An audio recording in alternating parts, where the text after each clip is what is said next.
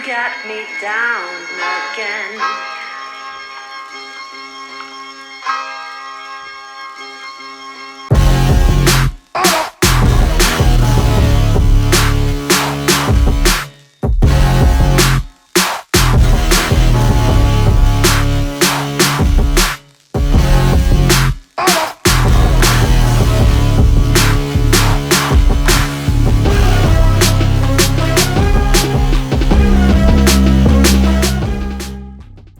Hey everybody, welcome to another shoe review. Today we're going to be looking at the Saucony Endorphin Pro 3 after 100 miles. Just a quick disclosure before we get on the way, this is a shoe I purchased with my own money, all opinions are my own, and no one will have a chance to view this footage before I put it online. Today we're going to be looking at some quick specs of the shoe, how I've been using the shoe, what I like about it, and what's not so great about the Saucony Endorphin Pro 3. So let's take a look at some quick specs of the Saucony Endorphin Pro 3. Now there's 39.5 millimeters of power run PB in the heel and 31.5 in the forefoot, meaning there's an 8 millimeter drop in the shoe.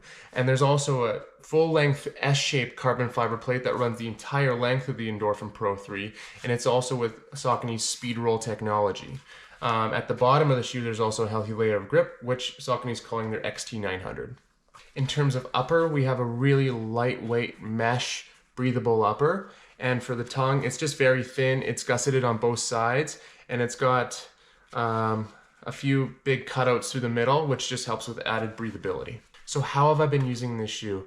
I guess I should start by saying I didn't run in the Endorphin Pro original, but I spent a lot of time in the Endorphin Pro 2. Now, when I bought that shoe, that was actually supposed to be my marathon race day shoe, but after a couple runs in it, I quickly realized that it just wasn't what I was looking for in a long distance racing shoe. So when I bought this one, I really thought of, okay, this is going to be a really good long run, interval, kind of like tempo session shoe because it looked like it had more stack height.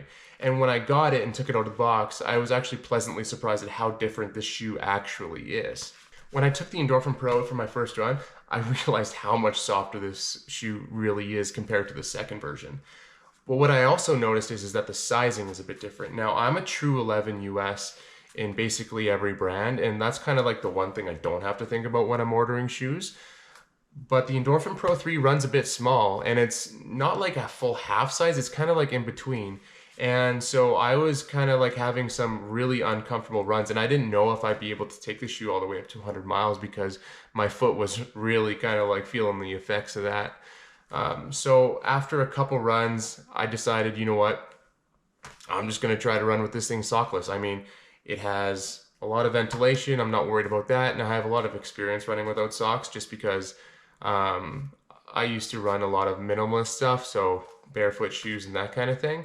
So I thought my feet could handle it. I was worried about blisters.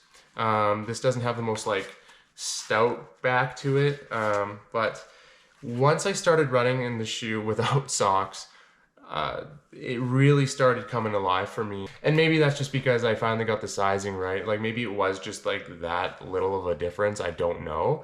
But I just remember running, we have something called Whoop Up Drive here, and it's a downhill at a pretty good grade, and it's about like half a mile long, and I just felt like my toes were gonna fall off during that. What I've really loved about this shoe is that it's so soft and it's so versatile. Now, last year there was the New Balance RC Elite V2.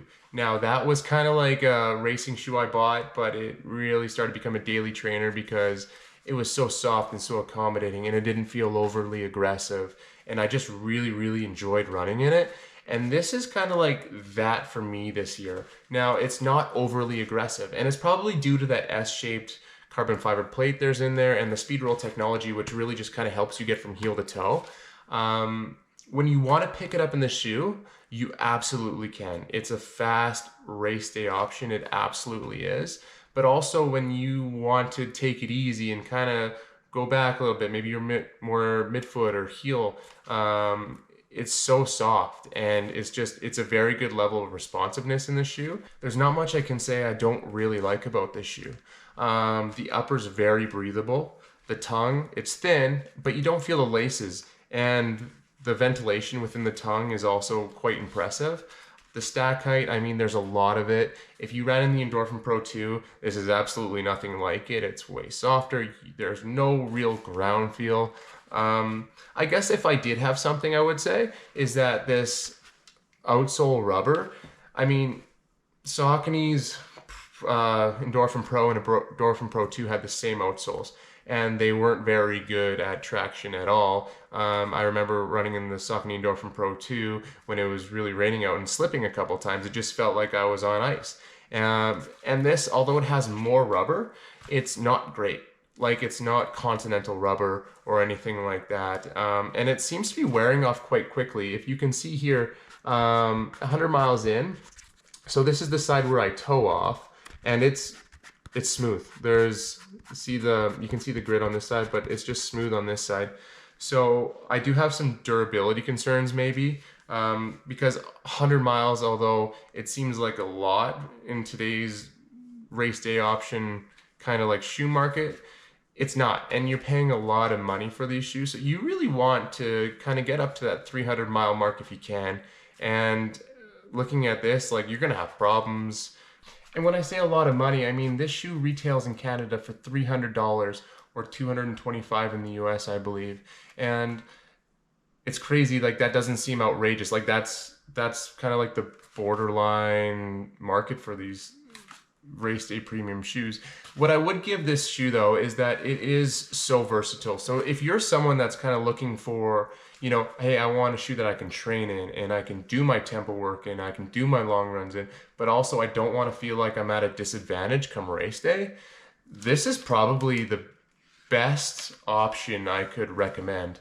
When you're going into, like, I don't know, the Alpha Fly or the Adios Pro 3 territory, they're rigid. This shoe, it kind of like, you can have those easy sessions. You don't feel like you have to be propelled forward all the time, and you don't feel like, oh, I'm wasting it if I'm not going too quick. Like, this is a very enjoyable ride. Out of all the 2022 iteration changes, I would have to say that Saucony from the 2 to the 3 is probably the biggest. And what I recommend is that, like, for the people that want that premium shoe, they want to feel like they're not at a disadvantage on race day, but also want that same shoe to train in, you know, have those long tempo efforts, long runs, interval sessions, but also easy days as well. This is absolutely the shoe for you. Just be wary though of the outsole rubber and the durability that might be going on there. Because, you know, I bring up that the rubber might wear out quickly. This midsole, I didn't start seeing creasing until 75 miles. And I know that because when you do these kind of reviews, you tend to like analyze it every like 10, 20 miles. And at 75 is when I first started seeing the creasing up there. So I think this shoe has hundreds more miles in it. It's just, how confident are you going to be in this? That's the real question. Thanks for tuning into another video. If you haven't already, please like and subscribe down below. It's just been really cool watching this channel grow a little bit, interacting with everyone, and just seeing how these shoes have been working for you. Also, if you're interested in seeing my workouts, how I've been using these shoes, the paces, please give me a follow on Strava. I'll post my link in the description below. So until next time, have a great time running, enjoy your shoes, and I'll see you again.